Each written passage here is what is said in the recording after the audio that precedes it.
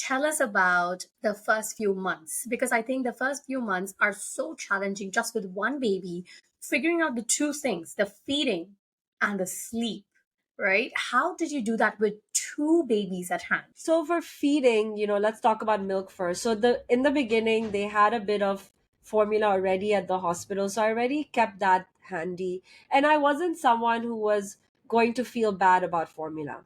I know a lot of people feel bad and they guilt themselves. I said, and especially being a twin mom, you have to give yourself grace, really. But I was very good with my routine to make sure I got a lot of milk. In the beginning, I bought this twinsy pillow. Okay, it's a nursing pillow, but it's meant for twins. So it's huge. My brother in law brought it from the US for me, and literally it took up his entire suitcase. And in the beginning, I was like, okay, I got this. I'm going to do it. So I put both kids at the same time and I was trying to feed. And honestly, I didn't feel anything. I didn't feel that connection. I felt more like how do you do it? And I said, I can't feed both at the same time. So for me, what worked beautifully was pumping, because I'd go in the room, I'd lock the door, I'd watch an episode of Friends, I would pump, and then the pumping was so great for when we're having twins, because you could delegate. Because even at night, what would happen is my husband could feed one, I could feed one, and they could go both get done at the same time. For me, the biggest thing was I treated their routine and schedule as one. Because I was reading this book by Gina Ford that I followed for their schedule, which really helped me. But she had a twin one. And I remember doing the twin one first, and I was like, are you joking? Like, it was like, feed them one for 30 minutes, put that one down, and feed the next for 30 minutes. And I said, already for, just one kid feeding, you feel like you're feeding all the time. Imagine doing both. Then as soon as you're done with the second, the next one's turn is going to come up. So I said, I'm going to stick to a routine. And because they were in the hospital, they were already on a routine. Because in the hospital, they weren't just meeting all their demands, they were quite strict about it. So they were already on like a 3 hour schedule. So Mhm. that flowed really well. And I just pumped and I did bottle feeding, and it really worked much better for me to have one routine. Of course, I do look back sometimes, because end of the day they are two different individuals. I think as a mom who's so OCD, I force them to be like, okay, you have to be on a routine. But I also say, like, as they get older, just remember they're their own person, they will have their own likes and dislikes. But I really merged it together to make my life easier. And I think it helped for feed and sleep. But then it took me some time to also realize, okay, they're different, they're going to have different likes, and that happened a bit later, because I was so used to doing everything the same, because I needed to do that. It was like a necessity for me to make sure that the routine was the same. Even the bath time was like, okay, quick, one after another, this is the bath time window. Yeah.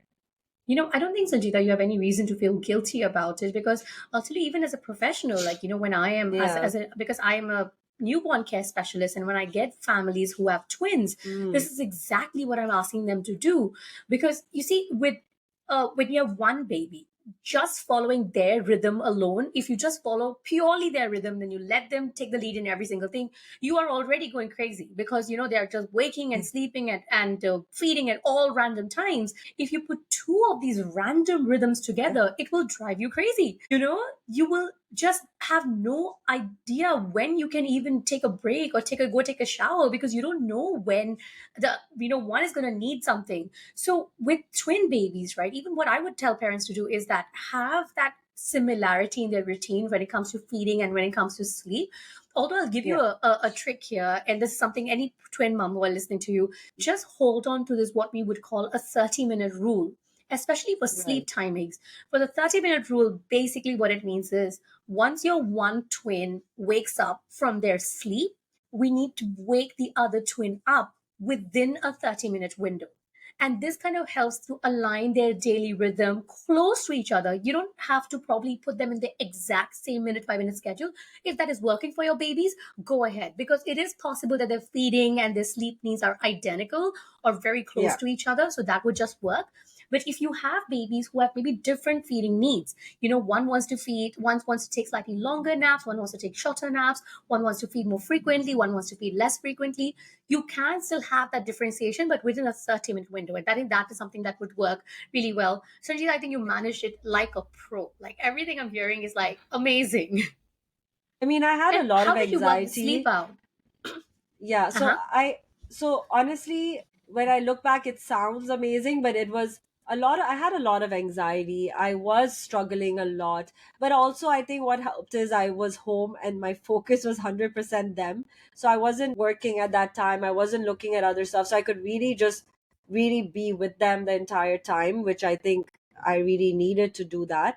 But I was very anxious, and it was only until recently that I have worked on that. I have let go of that. And it's and all my friends, they always come and tell me, they're like, we're struggling with one, how did you do it with two? That's like the typical line I always get whenever a friend of mine has a kid. They're like, I can't imagine two babies, because one would eat, one would not eat, one would sleep right away, one would take some more time. But I like that 30-minute window, and I think that's what I did. Sometimes it's all a blur, but I know that obviously my kids are not, they're two different people, so they will wake up not at the exact time. But I did try and make sure that if one woke up, I would wake the other one soon after, so that they could get into that rhythm that was similar. But of course, it won't be exactly the same. Yeah, so even with sleep, following us, I really worked with wake windows. I really worked on understanding sleep and what it was all about. And as they got older, understanding that the wake windows would increase, and that this is the amount of sleep they need in the day. So I think really educating myself and understanding what my kids needed, that helped me plan their schedule really well, that by 6 months they were sleeping a good 7 8 hours. So that definitely helped me, because otherwise we're already so tired. And I think we mentioned this in all the episodes, that sleep is so important for us parents, and really having good sleep for our kids. So it was good.